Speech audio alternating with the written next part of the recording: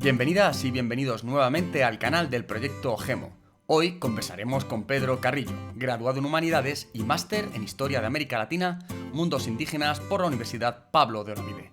En su Venezuela natal estudió informática y formó parte del sistema de orquestas sinfónicas del país. Ha asesorado a grupos de investigación de diversas universidades en la aplicación de las humanidades digitales. Además, ha sido asesor técnico de los proyectos 7 Partidas Digital de la Universidad de Valladolid y un archivo de la Complutense. Actualmente ejerce como técnico del proyecto GEMO, en el que desarrolla una línea sobre las conexiones de mujeres por medio de los intercambios epistolares a ambos lados del Atlántico. Comenzamos ahora sí con su entrevista.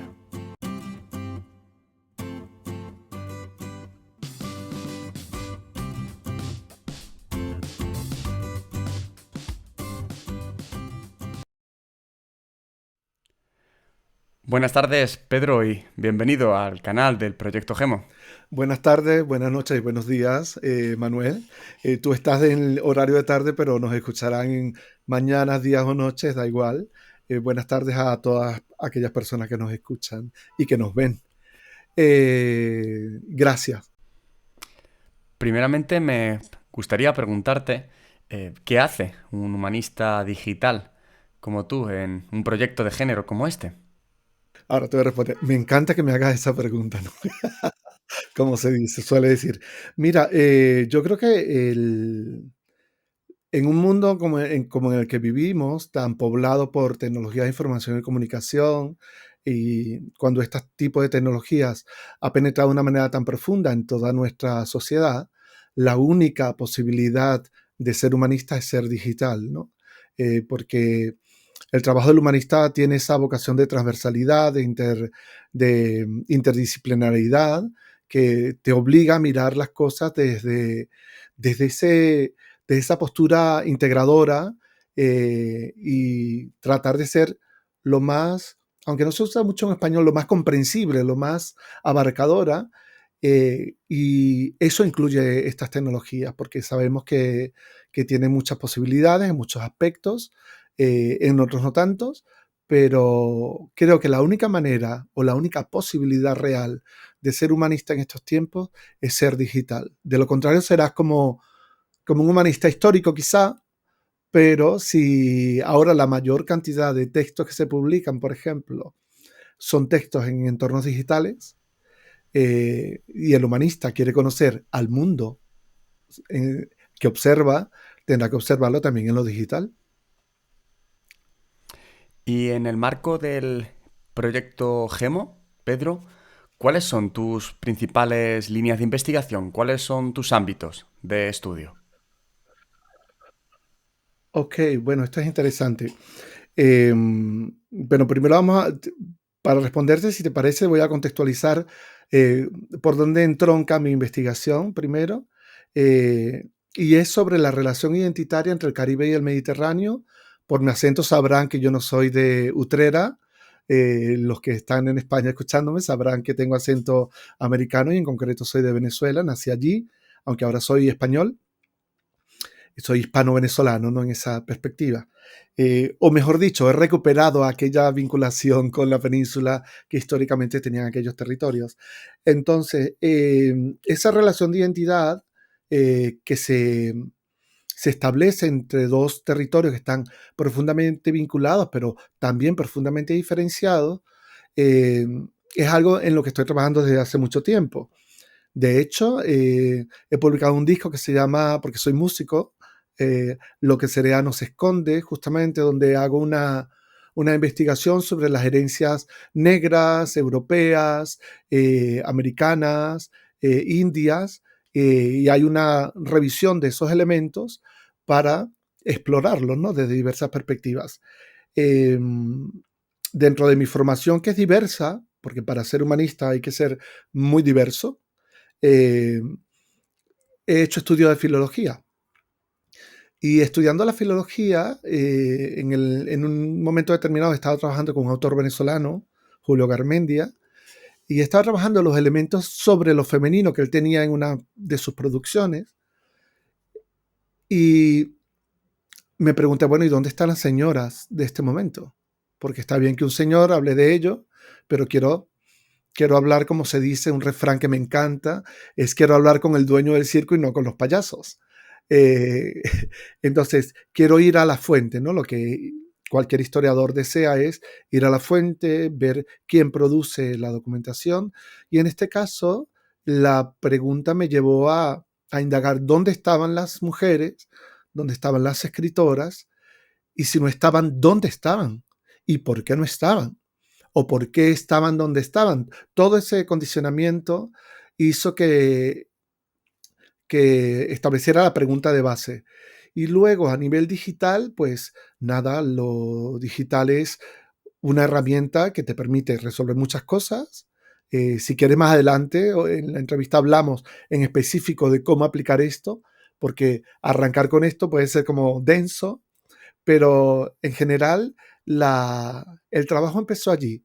Empezó por preguntarme primero lo que yo soy, porque yo estoy en relación desde el Caribe con el Mediterráneo, y luego darme cuenta, aunque esta historia es muy bonita, y te la voy a contar la anécdota. Estaba un día, fíjate, Teresa de Jesús decía, y ya ha salido Teresa, Teresa de Jesús decía que hasta en pucheros anda el Señor, ¿no?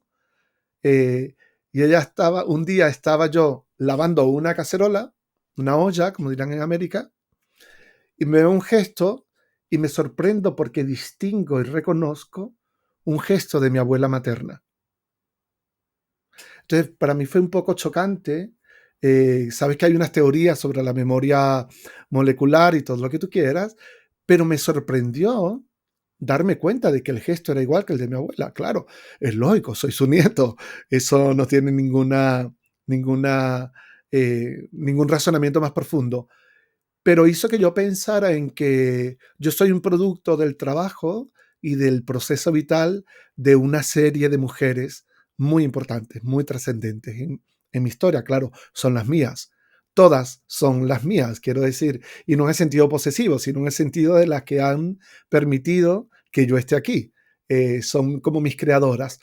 En ese sentido, pues, tanto la investigación, porque parte por lo que yo soy, pasa por saber lo que fueron ellas y lo que son ellas, y cuando ya lo enfocas desde la historia y desde la literatura, auxiliado por las tecnologías, pues todo casa perfectamente.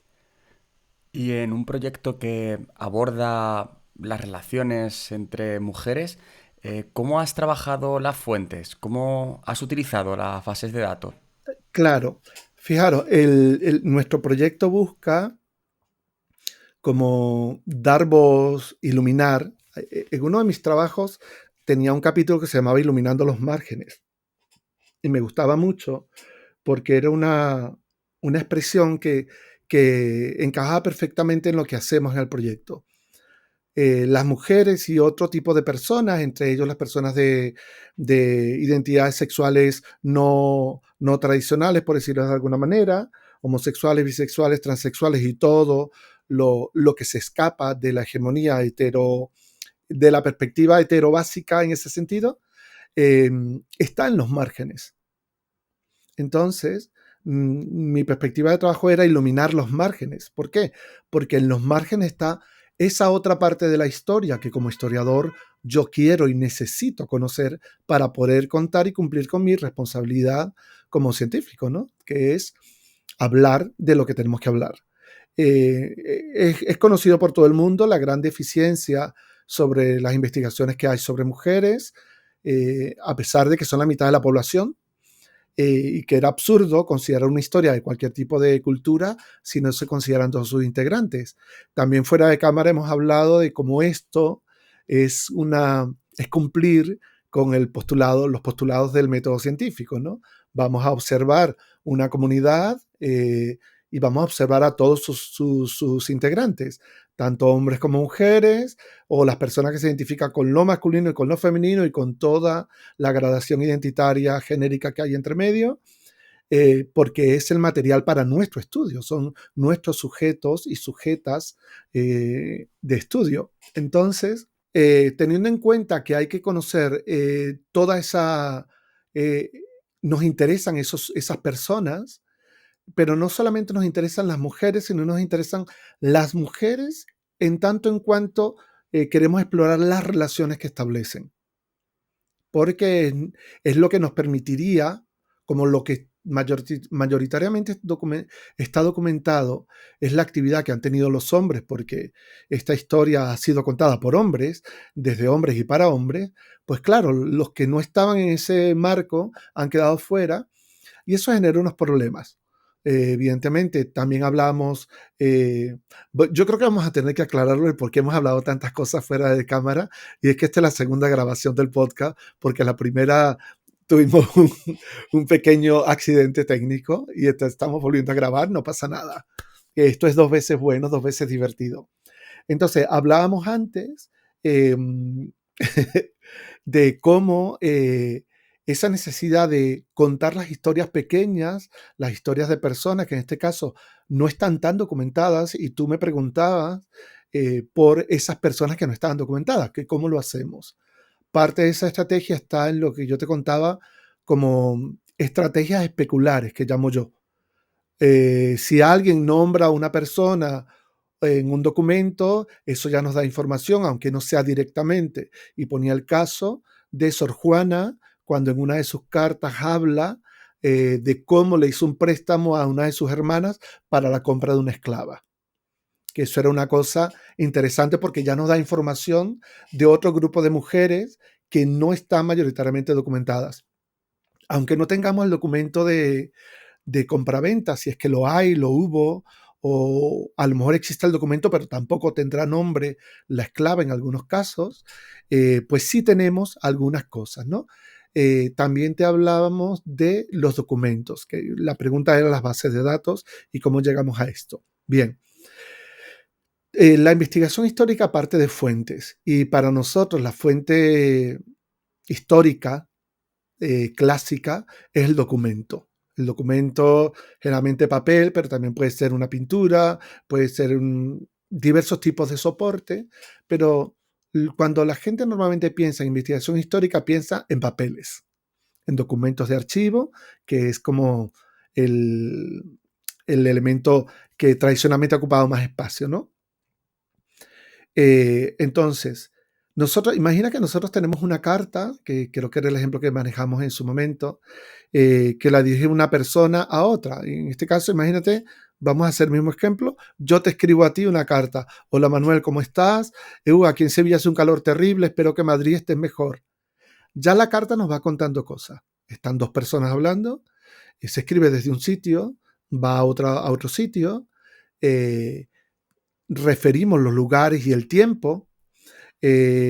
¿Cómo está, qué sé yo, imagínate, cómo está tu hermano? Hace días que no lo veo, si fuera el caso, ¿no? Ya tenemos a alguien que no está interviniendo en la comunicación directamente, pero que está siendo nombrada esa persona. Si yo hablo en la carta, qué bien lo pasamos en el primer Congreso GEMO, mencionamos un evento, a pesar imagínate que yo comente, me encantó el edificio donde tuvimos las sesiones, que fue la fábrica de tabaco, la sede de la Universidad de Sevilla. Entonces ya vamos incorporando elementos en una simple carta que te permiten descubrir cosas. Imagina que yo te diga, qué suerte tuve de encontrar aquella habitación de hotel que me salió por tanto. Uf, menos mal que no me destrozó el presupuesto. Ya eso, si fuera el caso, imagina que esto fuera en el siglo XVII, ya eso nos daría información socioeconómica del momento, ¿no? Esto, claro, ¿qué hacemos con toda esa información? Claro, se empieza a ordenar y nosotros lo hacemos a través de una perspectiva que es la de análisis de redes sociales, que partimos de las personas y empezamos a evaluar con quién se relacionan, en qué tipo de eventos participa, qué roles cumplen en estos eventos, o por ejemplo, un evento puede ser, típico evento, imagina una boda, dos personas se casan, tú asistes a la boda como testigo a lo mejor, porque firmas, eres amigo, o a lo mejor estamos hablando del sacerdote que es quien está celebrando la boda. Hay un rol del novio o de la novia, de los padres, de los invitados. Entonces cada quien tiene su rol, o hay alguien que... Entonces tú puedes ser simplemente testigo de un evento, pero esa boda se celebra en un sitio concreto, en una ciudad concreta, en una iglesia, y hay mucha información que nos permite entender si nosotros tiramos de las relaciones de los novios, inmediatamente empezamos a trazar como un punto y empiezan a salir las relaciones con las demás personas. Pero estas personas, el padre a lo mejor es amigo de un grupo de invitados que son de la familia o no. Y así empezamos a tejer el mundo de relaciones. Para esto hay bases de datos específicas. Claro, no explique lo que era una base de datos. Una base de datos simplemente es un conjunto más o menos estructurado o no de datos. Tradicionalmente desde la informática se dice que la base de datos es un conjunto estructurado con una metodología concreta que permite su análisis y su estudio, ¿no? Dentro de la tradición de la base de datos hay dos tipos, las estructuradas y las bases de datos, no, se llaman SQLs y no SQLs, pero son maneras de relacionarte con la base de datos que pueden ser SQL, que son estructuradas, y no SQLs, que son las no estructuradas. Perdónenme por los lenguajes técnicos, pero se llaman así, ¿no? Entonces, la base de datos no estructurada tiene una flexibilidad extraordinaria para poder registrar la información. Como el mundo que estamos explorando tiene una casuística enorme, porque la historia de cada persona es única, una base de datos tradicional, imagínense una base de datos tradicional, lo que puede tener un documento de identidad.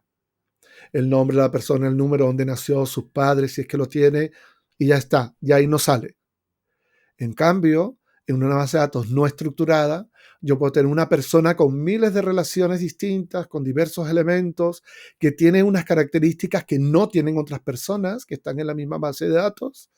Entonces, te permite una flexibilidad mayor y se adapta muy bien a esta necesidad de documentar la historia pequeñita, la historia mínima de una, por ejemplo, en el caso de una esclava como la que hablábamos, y poder ponerla en relación con esa gran narrativa histórica para tener la visión más adecuada, ¿no? Para poder contar bien esa historia.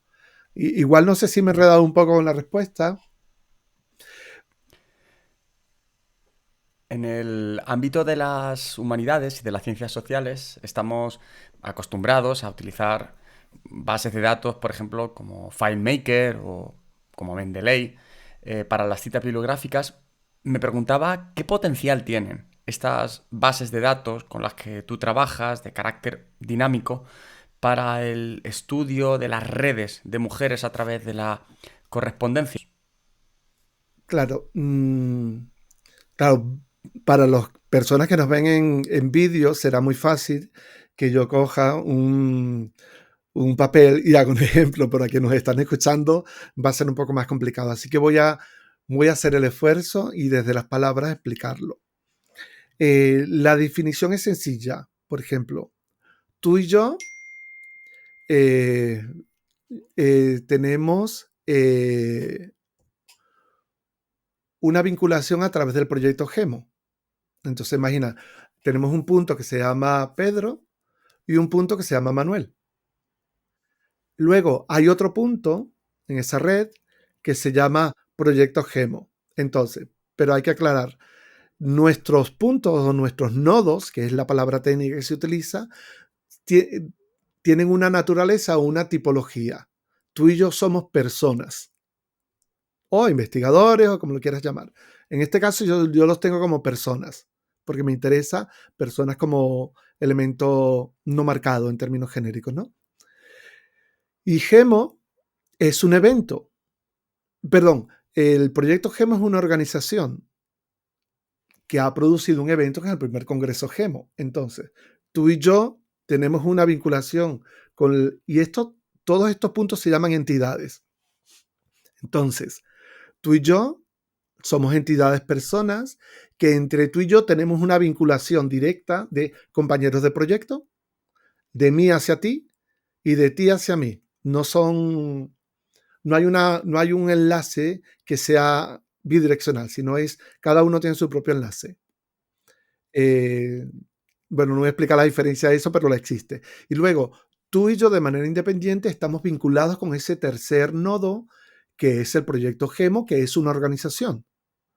Y nuestra relación con ellos es integrantes. Sin embargo, Rocío Moreno Cabanillas, que tiene otro nodo, que el de ella tiene la característica de ser mujer, nosotros somos nodos personas, hombre, ella es mujer, y ella está vinculada al proyecto con una relación distinta, es integrante, por esa relación de ella como integrante del proyecto tiene una particularidad, que es la investigadora principal. Entonces, esto ilustra la relación, las propiedades que tiene esa relación. Por ejemplo, yo tengo una relación con un evento que es mi bautismo, por ejemplo. A mí se me bautiza un día concreto, tenemos el acta del bautismo y mi relación con ese evento tiene que ver con la fecha. Entonces, hay una fecha de ese evento se produce en un lugar, entonces empiezo a tejer de cada persona, y esto es lo tremendo, las vinculaciones, qué tipo de vinculación tiene con las personas. ¿Cuántas personas podemos decir que son sus familiares? ¿Qué tipo de vinculación tiene con las personas que no son sus familiares? ¿Son conocidos, amigos, compañeros de trabajo? ¿Son hermanas de comunidad religiosa? ¿O es su superiora, es su jefe? ¿Es un simple conocido? Por ejemplo, en mi caso yo conozco a Luis Landero porque he ido a presentación de sus libros y hemos hablado en ese acto de la presentación, pero él a mí no me conoce. Entonces, yo sí conozco a Luis Landero no me conoce a mí. Entonces, no siempre, a pesar de que existan las vinculaciones, hay un conocimiento de lado y lado, ¿no? Entonces, cuando empiezas a tejer todo eso, se hacen normalmente cosas como muy delimitadas.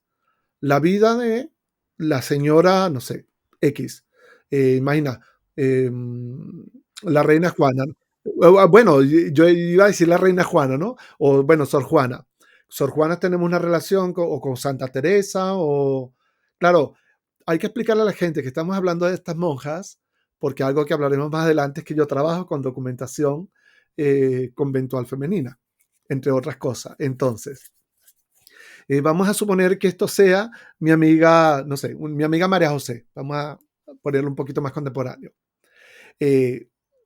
Yo cojo a mi amiga María José y documento su vida. Trabajo con eso. Ya está. Y a lo mejor cojo a mi amiga Rita y documento su vida. Entre ellas hay vínculos, entre nosotros tres hay vínculos, pero es que nosotros coincidimos en la Universidad Pablo de Olavide y tenemos una vinculación con la Universidad Pablo de Olavide. Pero cada uno tiene su propia historia. Entonces, lo que hacemos es evaluar, todo este documentar es para evaluar y favorecer que emerjan qué tipo de dinámicas intervienen en estas relaciones y qué tipo de actuaciones y de papel juegan los nodos que nos interesan en nuestro caso, que son las mujeres. Hay un asunto que se llama la agencia, que es qué tipo de capacidad de acción tienen las mujeres en ciertos escenarios. Entonces, a través de este tipo de relaciones, que son muy gráficas muchas veces, podemos, por un lado, leerlo directamente en un gráfico y por otro lado, cuando tenemos mucha información y se habla de Big Data o de datos masivos, hay unos algoritmos que son como unos cálculos determinados que se han probado matemáticamente, que arrojan unos resultados que son orientativos para hacer esos análisis. Una de las cosas que me gusta mucho de todo esto es, y yo voy a coger mis dos manos, las voy a extender como si cada una de ellas fuera una red, y voy a juntar los pulgares para los que nos están escuchando. Suponemos que mi mano izquierda es una red, mi mano derecha es otra red A y B. Hay un nodo donde están los dos pulgares, coinciden con un nodo que imaginemos que es una mujer. Ese nodo está funcionando como un elemento de multiplexión, es la palabra técnica, o de conector entre dos realidades. Imaginados que ese nodo sea escritoras y por otro lado sea artistas plásticas. Y ahí podemos decir perfectamente la figura de Maruja Mayo o de María Zambrano, por ejemplo, que están vinculadas con la residencia de estudiantes en Madrid, eran amigas de todas las personas que había que ser amigos en ese momento en el mundo, que eran interesantes, ¿no? Entonces, imaginaos a Maruja Mayo, está funcionando como elemento de vínculo y además de ser multiplexora o elemento de multidimensión, de conectar mundos distintos, esta mujer que funciona como puente justamente ejerce esa función de canal de comunicación. Y hay una característica de eso que se llama la transitividad, que por el que transitan las cosas. Entonces nos interesa mucho ver a través de estos análisis, de esta documentación, cómo a través de la experiencia de las mujeres transitan las ideas, los conocimientos, las tradiciones, los elementos culturales. Y en particular nuestro proyecto tiene que ver con ese tránsito de cosas, ese trasiego entre América y la península. Porque nuestro proyecto va de eso, género y movilidad. Entonces, exactamente ese es el papel determinante que nos interesa analizar para poder poner tanto en Valor y Justicia, como decía Rocío también en su episodio, qué papel han jugado las mujeres. Y claro, y nuestra lucha es porque la documentación, como quienes han ordenado la documentación, han insistido en dejar a un lado este papel de las mujeres y nosotros queremos verlo. Si vamos a conocer la historia, la queremos toda, no una historia incompleta, ni defectuosa, ni mal contada, sino una historia en su totalidad. Una de las líneas que trabajas es la vida conventual de las mujeres. Me preguntaba si podrías, para el público que nos escucha, explicar qué tipo de conventos existían, cómo era un convento de clausura, cómo era la vida en estos conventos para las mujeres, para las monjas de clausura, y cómo se relacionaban estas monjas de clausura con el exterior o con otras monjas. Sí, mira, hace tiempo ya que estamos trabajando. Bueno, para quienes no lo saben, yo tengo 57 años y hace uf, unos 30 años que estoy leyendo a Teresa y a Juan. Mis amigos se ríen muchísimo de mí porque yo hablo de Teresa y de Juan y ellos creen que son amigos normales de mi vida diaria. Bueno, de hecho lo son, pero no de unos señores que vieron el siglo XVI, ¿no? Entonces es muy particular. Eh, Teresa me ha servido mucho, claro, ves, como yo hablo de ella como Teresa, Teresa me ha servido de mucho para conocer eh, los tejemanejes de las experiencias conventuales y sobre todo por ser una mujer particular en su experiencia vital, en su lucha y en sus relaciones. Eh, Al mismo tiempo, cuando nos empezamos a preguntar por el silencio histórico de estas mujeres, miramos a la edad moderna, que la edad moderna, eh, para quienes nos escuchan, bueno, no nos vamos a complicar, digamos, vamos a trabajar en periodo virreinal, siglo XVI, XVII, que es donde me estoy moviendo. No nos vamos a complicar porque eh, verás, para los que escuchan y no son historiadores, hay unas complicaciones entre hablar de edad moderna, edad contemporánea, periodo virreinal, colonial, porque todo está junto, revuelto y más allá. Entonces es una complicación dependiendo de dónde se vea. Entonces, en los tiempos, en el siglo XVI y XVII, que es donde me estoy moviendo, nos preguntamos también por la historia de estas mujeres, ¿no? Y en ese momento, las mujeres tenían muy pocas posibilidades de realización personal. O se casaban, dependían de un señor, o se hacían monjas y poco más. Si acaso alguna se tendría que quedar a cuidar a su padre, a su madre cuando envejecieran, pero lo que normalmente hacían era mandarla al convento y cuando lo necesitaban tenía que cuidar al padre y a la madre, pero ya había pagado su fase, ¿no? En el convento. También que hay que entender que estos modelos, eh, hay un riesgo que nosotros tenemos que evitar siempre y es el de evaluar los procesos históricos desde modelos de pensamiento o modelos culturales actuales. Entonces, a veces vemos esos procesos y nos parecen que eran como crueles, injustos o violentos o el apelativo que queramos usar o el adjetivo que queramos usar, porque lo hacemos desde la mirada de una persona del siglo XXI. Y todos esos procesos tienen sus explicaciones más o menos comprensibles, más o menos razonables, pero las tienen. Entonces, la situación de las mujeres a nivel histórico obedece a las características de nuestra civilización. Nosotros arqueológicamente somos una cultura judeocristiana romana. Eso es muy importante tenerlo en cuenta, porque todo el ordenamiento jurídico romano, todo el derecho romano es lo que afecta el desarrollo de nuestra sociedad, y eso está vinculado a toda la influencia del modelo religioso cristiano que termina siendo católico, que se imbrica con Constantino y ya generan esta masa que termina de establecer estas cosas que vivimos, ¿no? Dentro de esos valores está lo que es ser hombre, lo que es ser mujer, las los espacios de vida públicos, privados.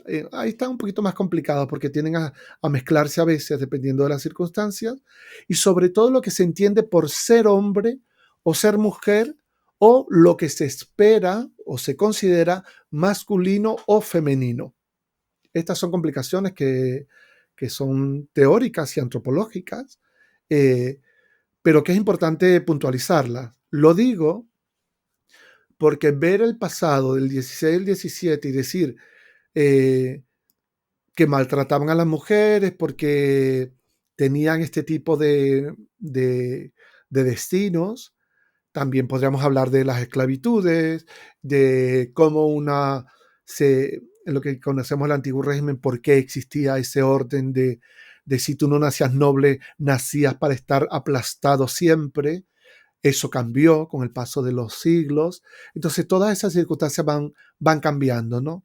Entonces, ahora, nuestra mirada contemporánea hacia la mirada de, de las mujeres en el 16 al 17 pasa por tratar primero describir lo que había y luego comprender por qué sucedían esas cosas.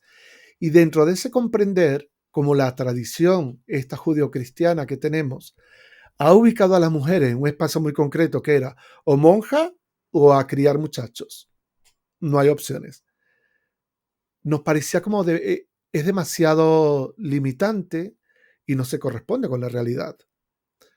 Pero como esta historia no se ha contado, y es nuestro trabajo tratar de contarla, pues estamos indagando a través de cómo era la vida en los conventos, qué pensaban, qué hacían, qué comían, qué vestían, cómo se relacionaban. Existe la idea de que las mujeres en los conventos estaban aisladas del mundo. Tenemos evidencias de que no era así. Bueno, ya lo he dicho, Santa Teresa es muy famosa por sus relaciones con la nobleza de entonces. San Juan de la Cruz también tiene relación con Santa Teresa y él estaba en la calle, con lo cual era un vínculo, las personas que estaban dentro de la misma organización religiosa con las monjas, la red de las propias monjas con otro tipo de mujeres, con las cortes, con los nobles.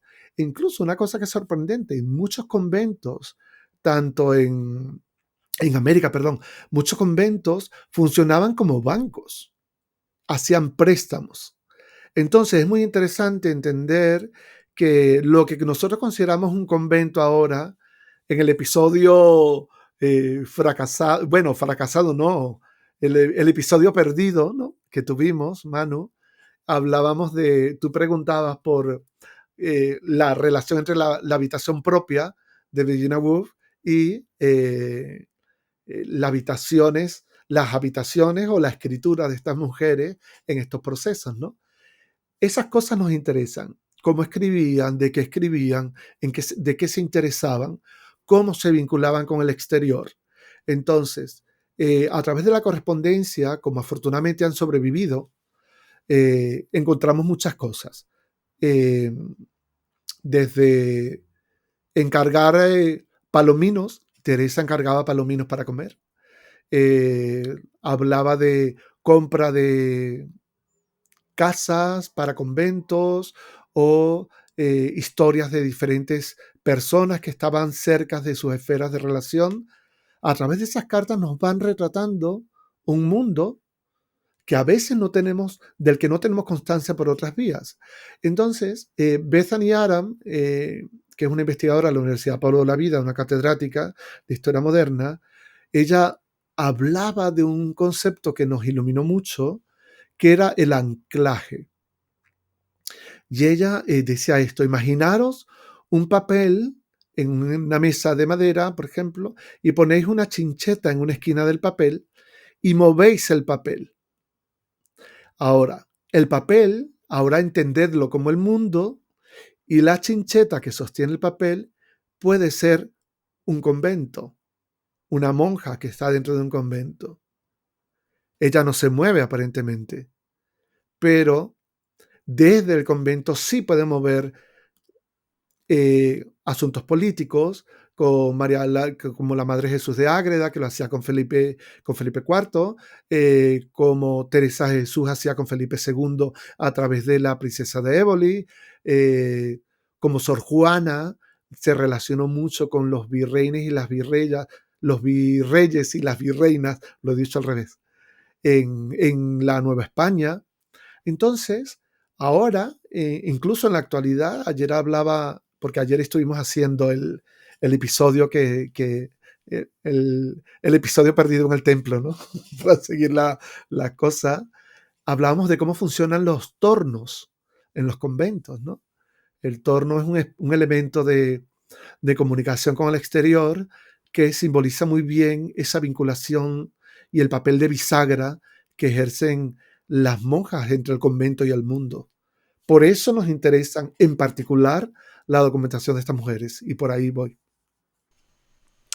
Entiendo, Pedro, que no existía una sola orden religiosa para mujeres. Me Ok, preguntaba si nos podrías explicar un poco mejor la tipología de órdenes que había en el periodo que tú estudias, y a ok. raíz de eso se me ocurre otra cuestión. ¿Había algún tipo de requisito para que las mujeres entrasen a estas órdenes? ¿Se les pedía algo en concreto? Bueno, es muy interesante. Bueno, vamos con lo primero. Me preguntabas por los tipos de conventos, ¿no? Eh, bueno, hay una gran variedad de cosas aquí, porque eh, Teresa de Jesús originalmente era del convento del Carmelo Calzado. El Carmelo como organización religiosa es anterior a Jesucristo, porque el Monte Carmelo era un lugar donde la gente se ubicaba. Incluso el Cister, que son la familia de la Trapa. Ahora va a parecer que soy un hombre profundamente religioso. Yo trabajo con los religiosos y tengo relaciones con personas religiosas, pero yo no soy un señor religioso.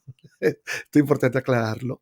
La Trapa, los trapenses, eh, sí son anteriores a Jesucristo, y de hecho yo participé una vez en un concierto para celebrar los 2000 años de la Trapa. Entonces, en un monasterio en Venezuela. Entonces, los conventos son comunidades religiosas de entrada. Como definición, si lo buscáis en el diccionario de la lengua española, en el DLE, encontráis que es una organización de personas que bajo una idea común comparten como comunidad. Hay, hay diferencias que son jurídicas y son entre monasterios y conventos, hay ciertas diferencias, pero no creo que merezca la pena entrar allí. Hay conventos masculinos y femeninos. Lo que sí es importante destacar que de manera especial nos interesan los conventos regulares. Regular viene de regula, que era la palabra original latina, termina regla y regular. Por eso las reglas son las normas de funcionamiento de los conventos. El Carmelo al que pertenecía Teresa de Jesús, el Carmelo Calzado, se llama Calzado porque ella organiza una revolución, o la reforma se llama en su día, y forma lo que se conoce como el Carmelo descalzo, las carmelitas descalzas, para diferenciarla de las anteriores, que tenían una vida un poco más, digamos, exigente, más dura y espiritualmente más exigente. Entonces, de la misma manera, tenemos hermanas franciscanas que estaban en la orden de los franciscanos. Entonces, las órdenes religiosas son unas organizaciones que pertenecen a la iglesia en diferentes eh, de diferentes tipologías. Hay órdenes militares, hay órdenes mendicantes, claro, es que entrar en esto sería como hablar de mucho. Pero hay tipologías de órdenes religiosas y dentro de esas órdenes religiosas hay conventos, por un lado. También hay conventos que no están anclados o inscritos en una orden religiosa. Normalmente en una orden religiosa es más conveniente por diversas razones, pero puede surgir una congregación religiosa de manera independiente, con una comunidad que después, con el paso de los años, puede hacerse una orden. Por ejemplo, tenemos, no sé, aquí yo vivo en Dos Hermanas, Sevilla, y en el centro de la ciudad hay una casa donde surge una congregación con una señora que fue la monja fundadora, que tenían unas actividades sociales concretas. Así surge un convento. Y claro, es muy importante una cosa, cuando son conventos de clausura, esto es muy importante decirlo, eh, son conventos donde el acceso al convento está limitado. Y esto creo que entronca con la segunda pregunta, es ¿cómo se relaciona un convento? Ahí, por ejemplo, si ven las hermanas tarbesianas, yo voy a hablar en la actualidad para que la gente pueda tener una referencia con el pasado, que es un poquito más complejo. Las hermanas tarbesianas tienen una función educativa. Entonces, ese es como su trabajo, ¿no? Igual que las que son los colegios de la congregación de, ¿cómo se llama? Los de San Juan Bosco, que fundan los colegios María Auxiliadora y esto, son instituciones que se dedican a actividades en la calle, con contacto con las personas normalmente, ok.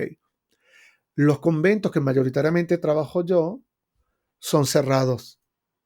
Entonces, tienen normalmente un claustro, que un claustro es, esa palabra es muy común en España porque hablamos de reuniones del claustro universitario o del claustro de los colegios y los institutos, que es el conjunto de profesores. Y el claustro es una reunión cerrada y de eso se trata, ¿no? Pero es como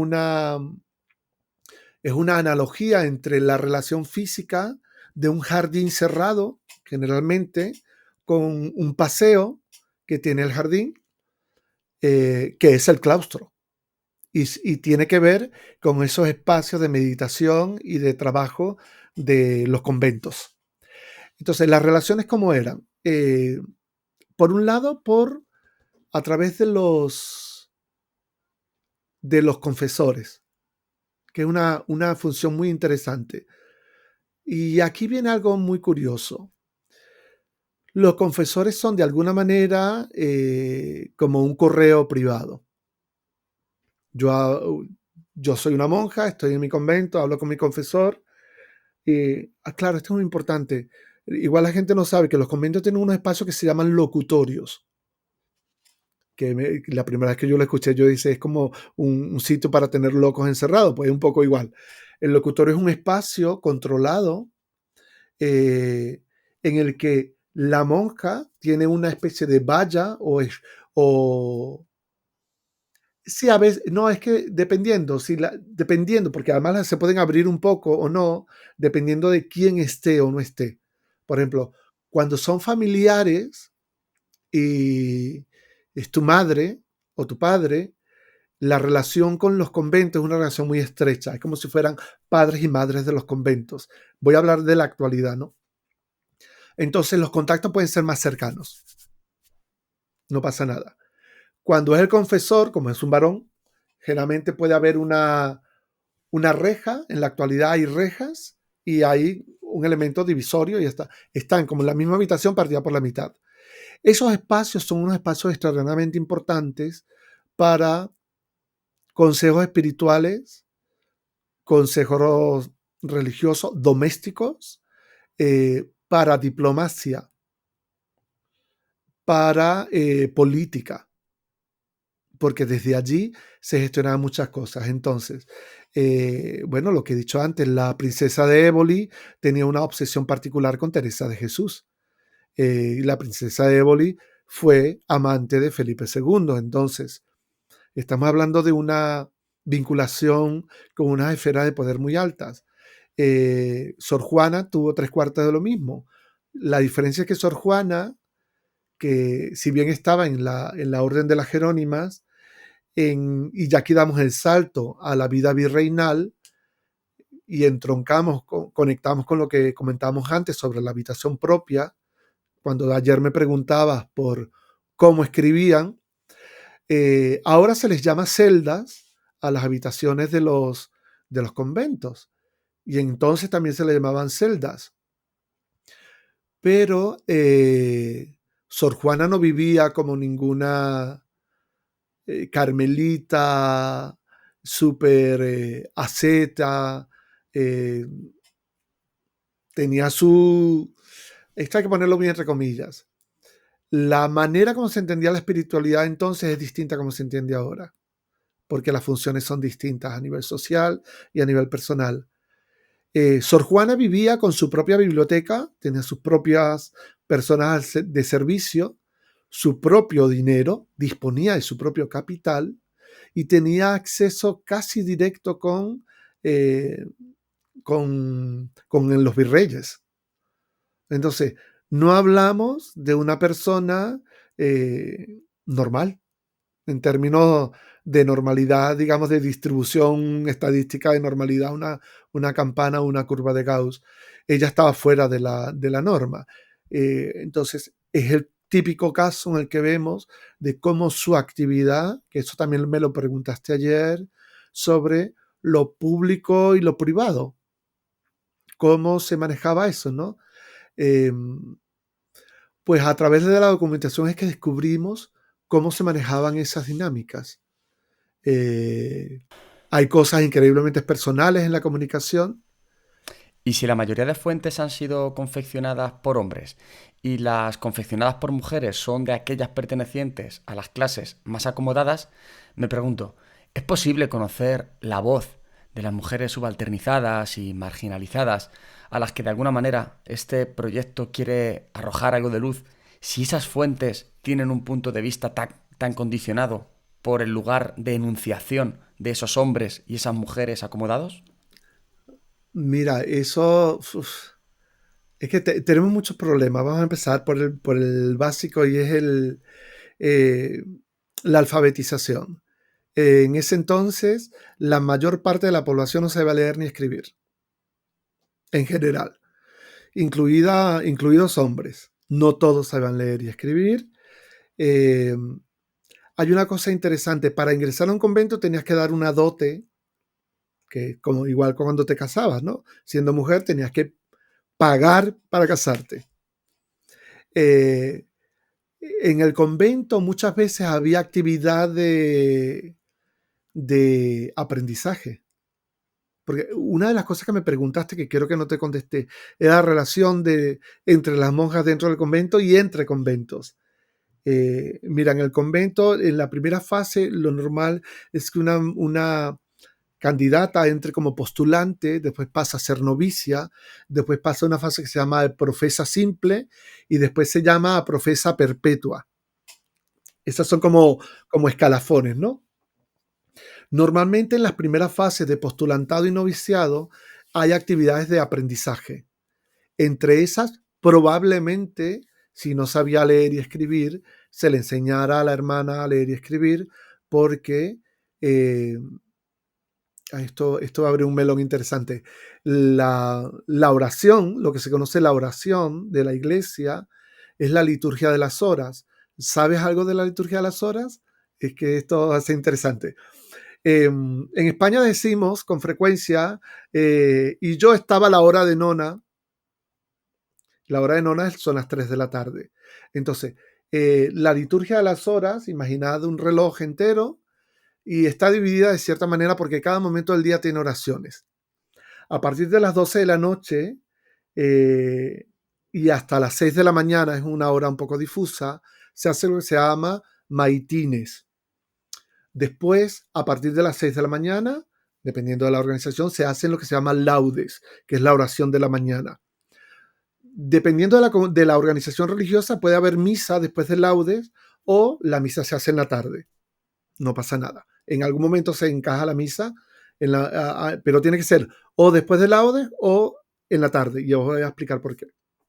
Entonces, luego de laudes hay un momento que se llama oración personal y luego hay la hora primera de la mañana, no es la primera realmente, es tercia esa hora, es un servicio. Luego a las 6, la sexta hora, es lo que se conoce como el Ángelus, que coincide con las 12. Todo está dividido. Luego de eso, hay un momento de lectura personal, trabajo, todo eso va mezclado con trabaja en la cocina, limpia el jardín, arregla la ropa, recoge todo, está la tarde, luego viene las vísperas, que es la oración que se hace antes de que caiga el día, y luego, si la misa se ha dejado para la tarde, se hace la misa normalmente después de las vísperas. Luego de las vísperas, y hasta antes de dormir, se hacen las completas, que es la hora que va después de las vísperas hasta las 12, que es donde ya empiezan los maitines. Dicho esto, todo eso está recogido en una tradición que tenemos hermosa que se llaman los breviarios o libros de horas. Tenemos breviarios muy famosos, pues son históricos, que pertenecieron a mujeres importantes de la nobleza, reinas y nobles en general, pero todos esos libros están escritos con todo lo que hay que decir y que hay que orar. Entonces, para estar en un convento era una condición obligatoria poder orar o tener una memoria enciclopédica que te mueres, porque eso va cambiando de acuerdo al día. Por eso, cuando se dice que la iglesia es católica, es porque es universal en el sentido de que está orando todo el tiempo. Porque como va cambiando el uso horario en el planeta, las comunidades de orantes están permanentemente orando alrededor de todo el planeta. Ok, eso para explicar por qué tenían que leer. Era fundamental que leyeran. Luego, evidentemente, había monjas que ayer hablamos también de los papeles, los roles que tengan los conventos. La monja que es la ecónoma tiene que llevar toda la administración del convento, porque si tiene 10 personas, yo recuerdo, nosotros éramos 3 en casa de mi madre y 5 con mi padre, y es una administración importante la gerencia doméstica. Si tienes a 10 personas, tiene que ser todo un papel llevar control de los recursos, ¿no? Eso por un lado. Luego, ¿cómo se relacionan unas monjas con otras? Por carta, quizá. Extrañamente habían visitas. Si son de una misma congregación, había actividades que podían ser capítulos, pero son más recientes los capítulos. Pero esto ya hablaríamos de otras cosas.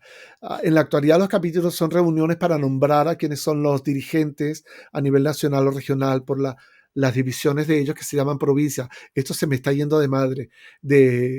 Vamos a recopilar entonces. Tal vez se relacionaban por cartas. Vamos a dejarlo allí. Es que si no vamos a andar en muchas cosas que se nos va a ir la cosa. Tú recojo el hilo y me preguntaba si era posible conocer las historias de esas personas menos relevantes, ¿no? En los procesos históricos. Ayer te hablaba también de una tipología que tenemos, de unas series que tenemos en el Archivo de Indias que se llaman bienes de difuntos. En estos documentos aparece con frecuencia mujeres reclamando los bienes de sus difuntos, tanto maridos como familiares que fallecieron en América. Y aparecen. No, yo soy la hermana de no sé quién, no tiene a nadie más, yo no tengo a nadie más, estoy sola, o estoy cuidando a mi madre, lo que sea la historia que te cuentan, para reclamar esos bienes, porque es un asunto patrimonial. Esa mujer probablemente no sepa escribir y ha tenido que pagarle a un escribano la entrada de donde había una audiencia para que le escribiera el documento. No sé si la gente sabe que estos escribanos de los que hablamos se distingue bastante de lo que son ahora una notaría. Eran personas que estaban apostadas en las cercanías de los lugares de gestión de esta documentación. Imaginado lo que sería equivalente ahora a un juzgado. Imaginad que un juzgado actual, un tribunal, tuvieras unas personas con unos escritorios portátiles, con sus papeles para escribir lo que tú tenías que escribir, pero no sabías. Eso era bastante común. Entonces, las mujeres que no sabían escribir, al igual que los hombres, tenían que pagar para eso. Y lamentablemente, la documentación a veces es muy escasa. En muchos casos es muy rica. Por ejemplo, en los protocolos de Omar está trabajando, lo veréis, Omar es uno de nuestros compañeros en el proyecto, está trabajando, entre otras cosas, con protocolos, y los protocolos son documentos notariales. Y en esos documentos notariales a veces hay testamentos. Entonces, tenemos casos donde vemos las actuaciones o las peticiones o los procesos de lucha para que un testamento beneficie a una mujer, porque el dinero siempre ha tenido muchos amigos.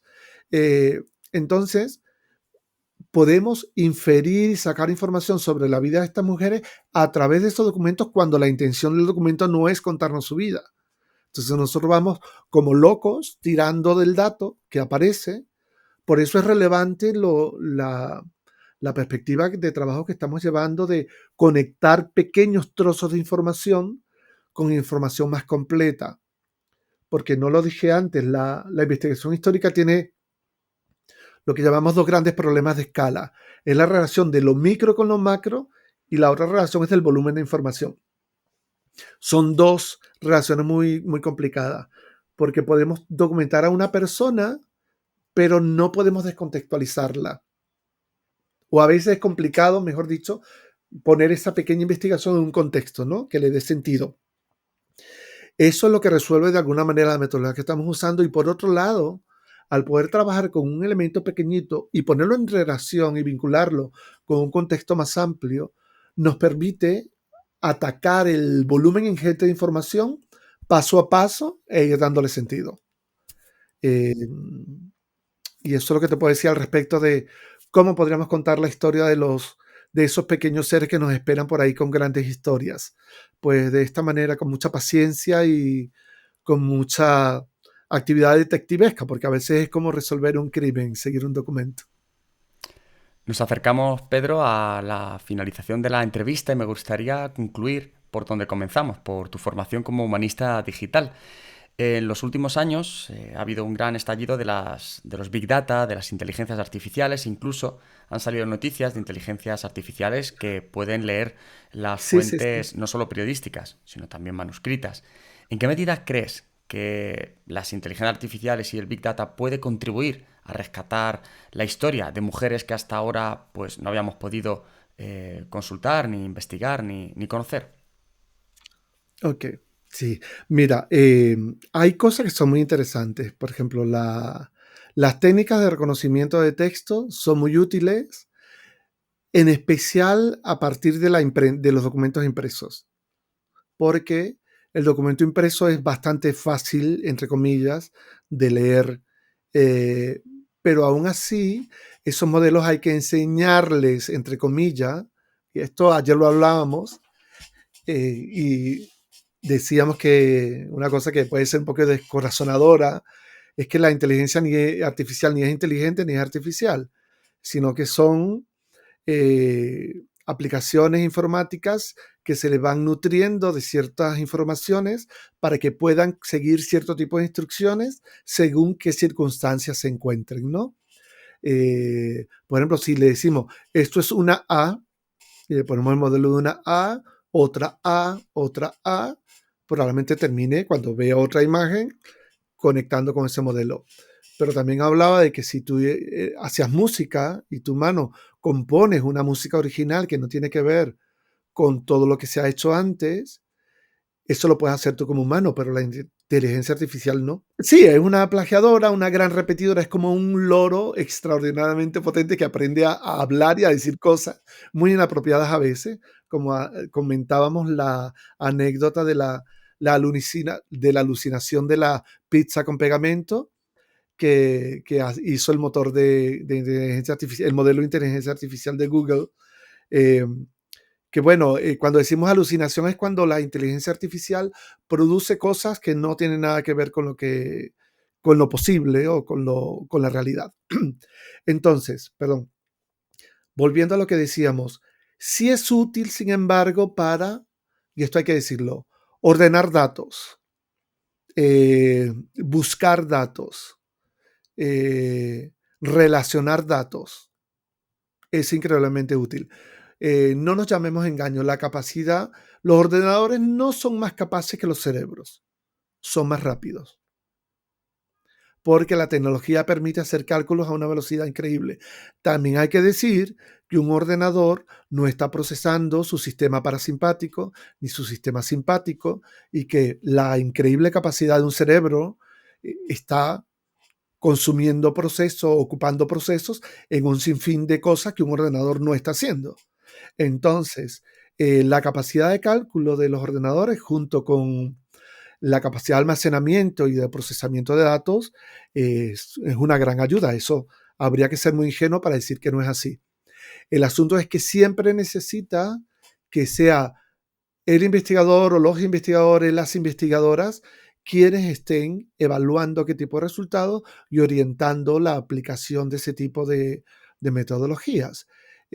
Yo creo seriamente en que la tecnología es una herramienta, y siempre lo digo de esta manera. Con frecuencia la gente se me queja, ya, pero es que a mí no me gusta la tecnología. Y mi respuesta inmediatamente es, ¿entonces usted prefiere seguir escribiendo en piedra? Y la gente se queda como un poco descolocada. Yo le digo, es que verá usted, el lápiz de grafito y el bolígrafo son grandes inventos tecnológicos. ¿Usted prefiere seguir caminando para ir de Madrid a Sevilla o prefiere un tren? Porque eso también es una innovación tecnológica.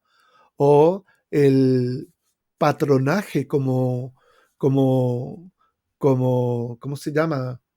Craftsmanship, no sé cómo se, eh, como producto del arte del hombre, de estudiar durante siglos la forma de los cuerpos y entender cómo se comportan los tejidos, el tipo de tejido, la orientación del tejido para cortarlo y generar costuras. Eso es tecnología, y si además le agregas la visión estética, lo funcional y simplemente lo bello de un diseño, estamos hablando de desarrollos muy elaborados en términos culturales. Eso también es tecnología. Entonces, sí, pero fíjate, sí, sí, hay mucho y te ayudan mucho, pero también em, hay que estar claro en algo. No es la panacea, no es la gran solución. Caso concreto, buscando mi partida de nacimiento, yo tomé parte del proyecto de Family Search, que no sé si alguien lo conoce. Yo fui, eh, yo trabajaba en el Archivo Arquidiocesano de Mérida, en Venezuela, en ese entonces, el año 92, 93, no me acuerdo con precisión. Y yo fui quien hizo la microfilmación de los libros de las parroquias merideñas en la estado de Mérida, parte de ellos. Sabiendo esto, busqué mi partida de nacimiento y mis documentos en el proyecto, y estoy trazando a mi familia. La cantidad de falsos positivos que he obtenido buscando el nombre de mi abuela, que se llamaba Mariana, de mi bisabuela, por un señor, un sacerdote que se llamaba Marcelo, es enorme. He gastado más tiempo de la investigación descartando los falsos positivos que los positivos reales. Entonces, no es tan sencillo. La tecnología de reconocimiento de texto implica que mucha intervención humana, mucha validación, y es algo que está increíblemente en pañales.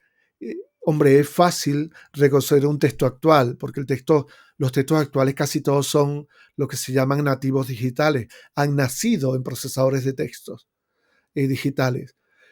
Hay pocos textos que se han escrito a máquina que no puedan ser leídos. El problema está con los textos manuscritos, porque además no tenemos el mismo escribano permanentemente, sino que de nada sirve entrenar. Te comentaba ya del proyecto Transcribus, un proyecto estupendo financiado por la Unión Europea, eh, que hemos evaluado y hemos usado, funciona bien si estoy trabajando con, como te decía también ayer, con la vida de Teresa de Jesús, que solo tiene la grafía de Teresa. Pero cuando yo tengo un expediente de un archivo donde hay una mano por cada documento y a veces hay 2 o 3 manos en cada documento, pues ya la herramienta no te funciona.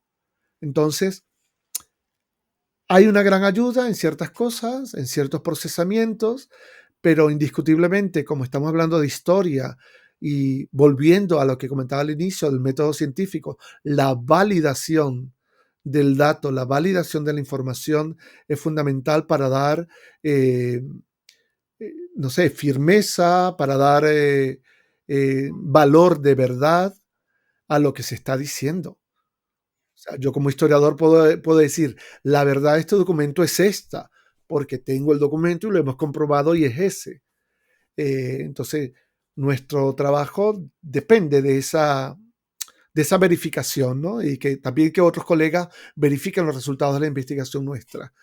Indiscutiblemente es útil, como todas las cosas son útiles, pero ni va a resolver todo ni debe resolverlo todo, porque si no, para eso estamos nosotros y nosotras. Pues muchas gracias, Pedro, por una entrevista tan prolija, extensa y diversa en detalles, en escenarios, en problemas, en posibilidades, en cuestiones conceptuales, en cuestiones más prácticas y por enseñarnos también cómo estas bases de datos dinámicas de alguna manera nos pueden permitir conocer mejor la vida al interior de los conventos, las redes entre las monjas de clausura de diferentes espacios y cómo ese espacio en realidad era mucho más complejo de lo que se suele pensar. Así es que muchas gracias por tu tiempo, Pedro, y mucha suerte en el futuro con tus investigaciones. Muchas gracias, Manuel. Ha sido un placer y espero en otro momento, cuando requieran de mi presencia, contar conmigo, por supuesto. Hasta luego. Si os ha interesado esta entrevista, dadle a me gusta y suscribiros. Y si podéis, dejadnos un comentario aquí abajo. Además, compartidlo con vuestros contactos. Esto nos ayuda a seguir mejorando los próximos contenidos del canal de Gemo. Nos vemos en la siguiente entrevista.